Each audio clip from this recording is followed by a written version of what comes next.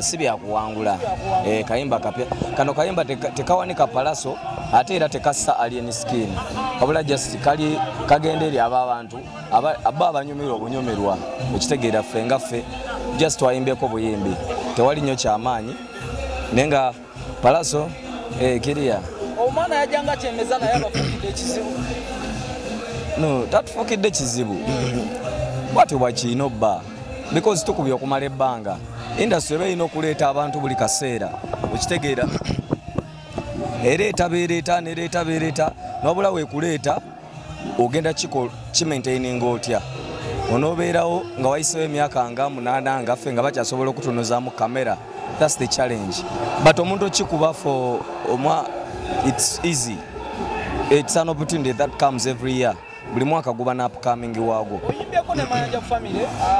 era Palaso alina ekivulu Lugogo Cricket Oval. Abadde mu mbeera ey'okusika omugwa ne Alien Skin. Bangi bagamba agenda kubeera affected. Palaso ekyo ako kantu katono nnyo ku bafaani ba Palaso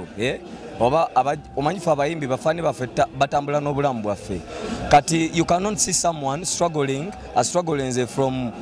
Palaso ngetumanyi nava mu America abamusibye biki nakomawo Uganda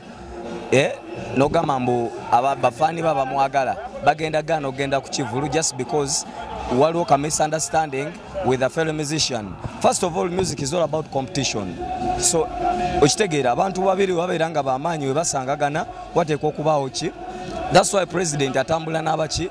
n'abamukuuma nti singa abakontanye n'omuntu omulala alina amaanyi gaalina tewabaawo nnyo bukuubagano. N'ekirala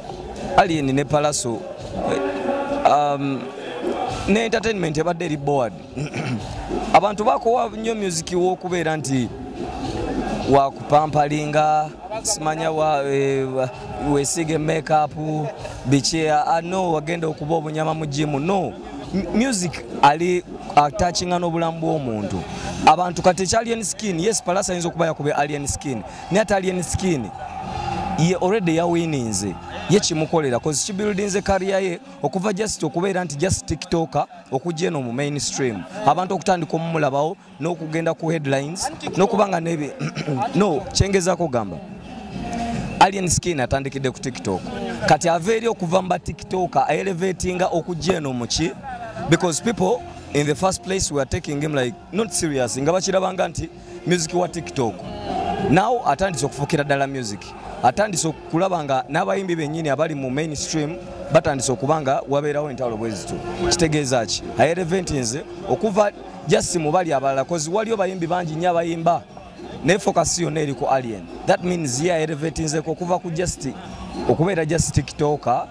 oba omuyimbi wa TikTok najja mu mainstream music watandise okuzanya ku radios and TVs ba bloggers bamuwandiikako bani bonna bamuwandiikako kitegeeza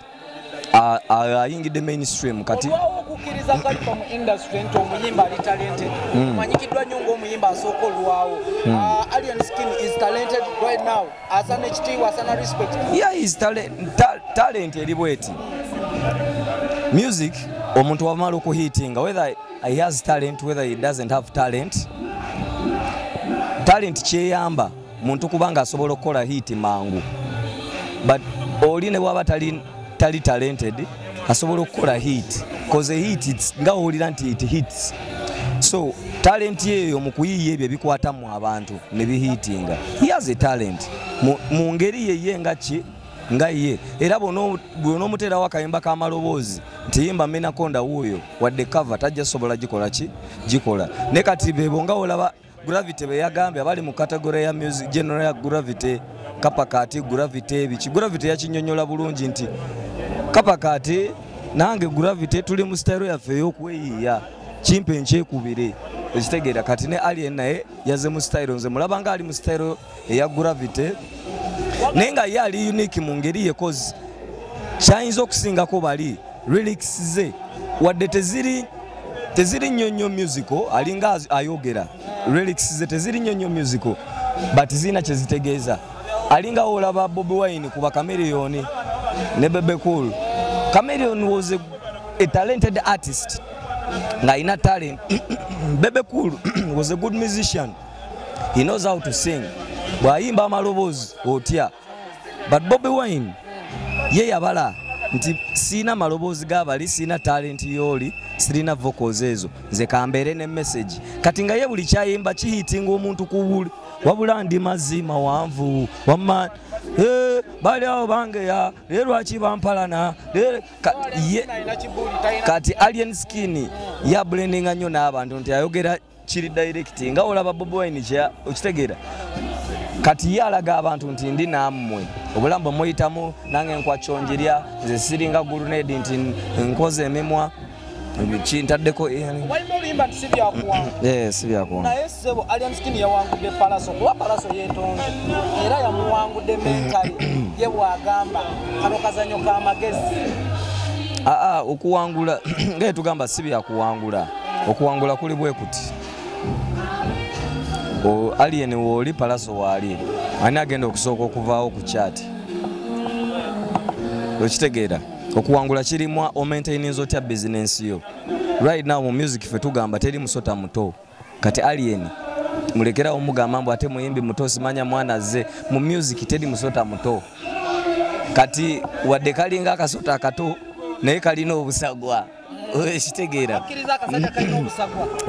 nti cause ajidde mu generation ye era bakujja mu generation nga mulimba Khalifa eri yali generation ya muziki tewali TikTok tewali kinga kitegezo ino bango oyimbye okitegeera ate byali biseera bya mpisa nga wokolera ebyo muganda wange tolina woyitira neka just because omuntu obeera ne group ye ine ngeri gye kusupportingamu olinga agamba singa TikTok singa taliwo anti back in then nga obeera ne group yo like abantu 10 tebalina ngeri gye bakusupportingamu. But yeah, they cannot take your music to the radio stations. They can't promote your music ku internet teyaliwo nnyo biseera ebyo. Nekati if you have 10 friends bonna bali ku TikTok, those 10 friends can influence other 10 people and those other 10 people can influence other 10 people. Oba ofunye challenges awo ngoma za omukulu General Zambo omuyimbi wa hip hop agambye nti mu family y'amayanja Palaso yabasinga okuyimba. Ekyo mbanja musalamu ekirimi abagambye abasinga talent si kuyimba no nze nkikiriza I admit Palaso ali talented naye Chameleone is so talented because Chameleone ayina ennyimba zayimba oba n'aluleeta naawe oluliko ne lusooka ne luku n'owulira ku vocals ziri unique but Palaso's voice is like any other vocalist. It sounds like kale bwetutuuka mu vocals is average. Tosobola woba comparinga Chameleone, compare his talent nga olaba radio yajja n'eddoboozi nawe nga owulira ogamba wa producer alina kye yakoze nga tokikiriza nti eddoboozi lino liva mu muntu same as Chameleone tosobola eddoboozi lyokebeera talent. Kati mbadde nsaba General Zamba engeri gye wagenda mu America ebyeno bireke mwali yakomyewo sebo yakomyewo kati mbadde musaba akiweemu obudde asooka ebiyige bibadde bitambula omaye abantu we bagenda ebweru ffe twogendanga okuyimba ebweru ng'osanga ennyimba bali mu zaamabegako kati engeri obudde gye batabuwa nnyo era current affairs bawuliriza za America byaki wanagendo kitegeera mbu Alien bamukubye biraba ku internet alaba nakeberako ewagundi nage naye kiri ku ground Chameleone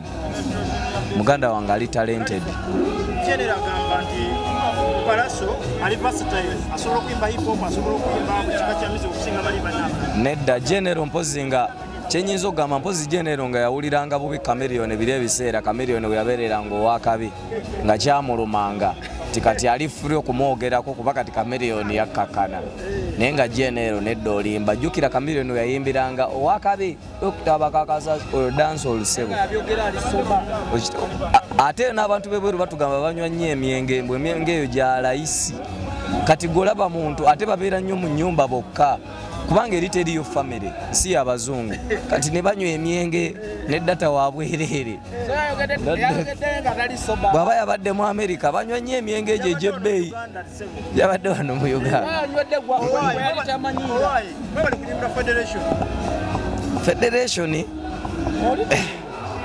Federation mwedi yawo wento naye kale bambi no kyenyinza okugamba nti bambi abakulembeze tubakiririzaamu nze nzikiririza mu Kenzo Shiba simanyi ne Kenzo manyi omusajja oyo omulaba omusajja oyo asobola ate Kenzo abasajja abo lwaki mba mpagira Kenzo abasajja abo baagala nnyo omuntu wagenda bagamba ekintu nga balaba kyekyo okitegeera tolina bwogenda twalayo fiina amasannyalaze ayimirire ew'omuwe abaana bali mu ofisi kati abakola ku bintu ebyo bato ujja okolaga who are you mfiina amasannyalaze I used to dance I used to be Uganda Shakira omuntu ajja batabitegeera